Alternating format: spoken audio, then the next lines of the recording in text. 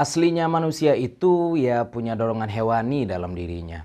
Makanya Allah berikan akal sebagai kekang agar dorongan syahwat tersebut tidak keluar dari relnya, namun justru mengantarkan si manusia masuk surga, nafsu mutmainnah.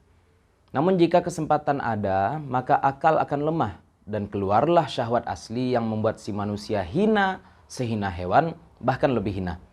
Berzina, membunuh, merampas hak orang lain, silahkan disebutkan. Tahun 2010 lalu saya masih di pondok. Pernah saya diperlihatkan video amatir tentang maling pupuk yang tertangkap kemudian dikeroyok oleh warga. Si maling sudah babak belur, namun kemudian warga yang masih belum puas menarik tangan si maling yang menurut saya masih berusia antara 14 sampai 16 tahun. Kemudian dilanjutkan dengan setiap persendian bocah malang tersebut. Sebelumnya juga ada kasus bentrok supporter bola pada tahun 2018 kalau tidak salah, yang kita sama-sama tahu antara siapa. Yang muncul di berita resmi adalah satu orang pendukung meninggal. Namun yang didapat dari video amatir lebih parah lagi, yang mungkin tidak patut jika disebutkan di sini. Sekarang terjadi kembali tragedi terbesar dalam sejarah sepak bola dengan total korban jiwa pun terbesar katanya sedunia. Dalam video amatir yang saya dapat, terdapat salah satu korban yang mengerikan. Tindakan seperti inilah yang kita sebut sebagai tindakan binatang. Jika binatang melakukannya, maka wajar karena memang binatang tak punya akal. Namun jika manusia yang berakal, yang seharusnya beradab, melakukan hal seperti ini, apa ia masih pantas disebut manusia atau ia lebih hina daripada hewan? Maka untuk mencegah perilaku keji semacam ini, masing-masing kita punya PR besar. Untuk benteng pribadi, kita mesti memperkuat akal pikiran yang dapat melahirkan ilmu. Ilmu yang ada pada manusia itulah yang akan melahirkan rasa malu. Saat rasa malu hilang, maka seseorang akan melakukan apa saja yang syahwatnya kehendaki. Nabi Muhammad SAW bersabda, "Inna mimma adrakan nasu min kalamin nubuwatil ula, idza lam tastahi fasna' ma syi'ta." Sesungguhnya di antara apa yang didapatkan manusia dari kalam kenabian yang pertama adalah, jika engkau tidak malu, maka lakukanlah apa yang engkau suka. Dalam riwayat lain, Nabi SAW bersabda, "Al-haya'u minal iman." Malu adalah bagian dari iman. Di samping itu, kita juga harus menjadikan sholat sebagai kunci untuk mengendalikan diri, apakah itu pengelolaan waktu ataupun manajemen kalbu. Ingat bahwa Allah memerintahkan kita melaksanakan sholat 5 kali sehari semalam. Dalam penalaran Imam Al-Ghazali, setiap kita sholat, kita meminta kepada Allah agar Allah memelihara kita dari segala kehinaan perbuatan dari satu sholat hingga datang waktu sholat selanjutnya.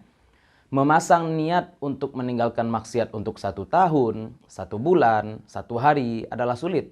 Namun memasang niat untuk meninggalkan maksiat dalam interval 2 sholat yang rata-rata 3 jam tentu lebih logis.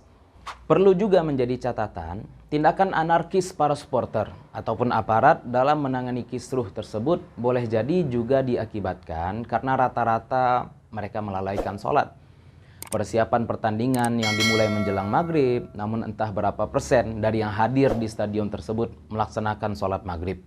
Miris sebenarnya untuk sebuah negeri yang katanya berpenduduk muslim terbesar di dunia, yang katanya dipimpin oleh negarawan didampingi ulama. Allah Subhanahu wa taala berfirman, "Innas sholata tanha 'anil fahsya'i wal munkar." Ini adalah tugas berat bagi orang tua dan juga pemerintah. Di rumah, orang tua benar-benar perhatikan sholat anak-anak.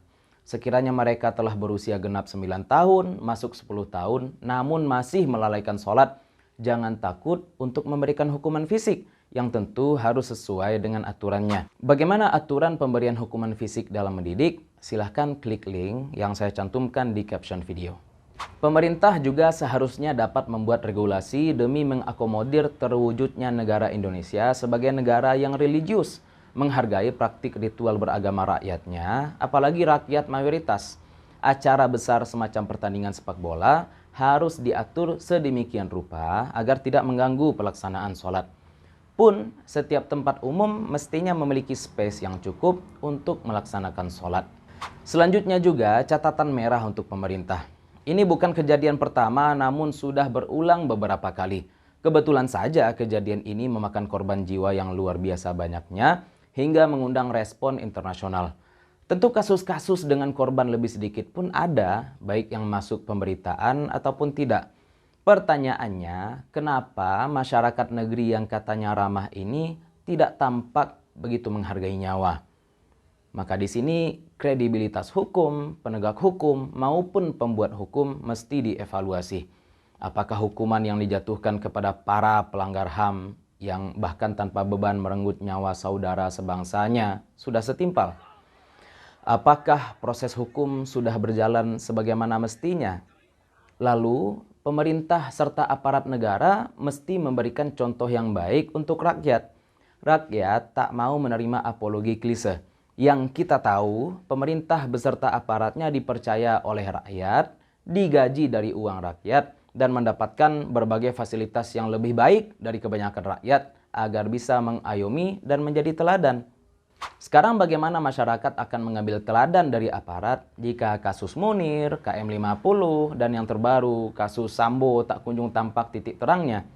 Satu lagi, dalam keramaian boleh jadi euforia yang ada melemahkan logika sehingga rasa malu pun menjadi luntur. Ini manusiawi. Saat rasa malu luntur, huru-hara bisa saja terjadi. Apalagi jika suasana pertandingan memanas. Maka tindakan preventif mesti diambil oleh para penegak hukum. Tapi tindakan preventif itu harus dilandasi dengan kasih, bukan emosi. Tugas aparat adalah meredam, bukan menghantam. Hasil akhir apa yang diharapkan aparat ketika melemparkan gas air mata di lokasi yang pengap dengan akses keluar masuk yang sempit? Kenapa tidak melempar gas psikotropika dengan dosis aman sehingga orang yang beringas bisa lebih tenang dan tidak tersulut emosi? Dengan kata lain, bukankah lebih baik jika orang-orang yang anarkis itu dibius saja? Supporter beringas tentu saja salah. Adalah kebodohan jika para pendukung bentrok parah, sedangkan orang yang ia dukung anteng-anteng saja. Tidak di dunia bola, keartisan, politik, ormas, semuanya tidak ada alasan yang dapat membenarkan kebencian terhadap saudara senegara, apalagi saudara seiman. Namun kita juga harus pertanyakan kiprah para pejabat dan aparat yang sudah digaji oleh rakyat demi mewujudkan ketentraman dan keamanan bagi seluruh employer mereka.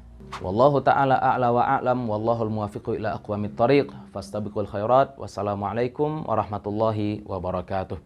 Jangan lupa untuk selalu berdoa demi kebaikan bangsa kita. Ya Allah, semoga siapapun yang berniat baik untuk umat Nabi-Mu, baikilah dia. Ya Allah, semoga siapapun yang berniat kehancuran untuk umat Nabi-Mu, maka hancurkanlah dia. Dan juga subscribe, like, komen, share, mudah-mudahan bermanfaat.